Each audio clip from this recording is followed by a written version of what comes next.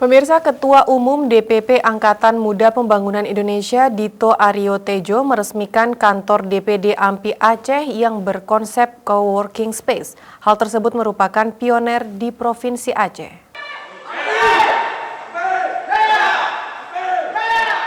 Ketua Umum DPP Angkatan Muda Pembangunan Indonesia Dito Aryo Tejo beserta rombongan tiba di Bandara Sultan Iskandar Muda disambut para pengurus AMPI Aceh.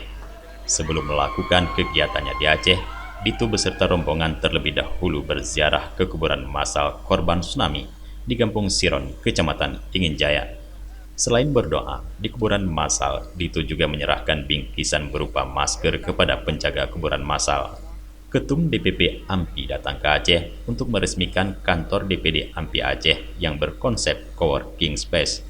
Hal tersebut merupakan pioner di Provinsi Aceh. Dalam sambutannya, Dito berharap AMPI Aceh bisa bertransformasi dan menjadi sarang berkumpulnya anak-anak muda kreatif di Aceh dengan diresmikan kantor bernuansa co-working ini. Kantor ini nantinya diberikan ruang kreativitas seluas-luasnya untuk pemuda Aceh yang ingin berinovasi. Menurut Dito, Aceh sebagai pintu masuk Indonesia harus bisa memaksimalkan potensi anak mudanya agar bisa berkompetensi di dunia. Karena itu, para generasi penerus Aceh harus bisa memperkenalkan lewat kreativitas dan inovasinya ke dunia. Turut hadir dalam peresmian tersebut Ketua DPD Golkar Aceh TM Nurlif yang ikut menandatangani prasasti peresmian kantor DPD AMPI Aceh.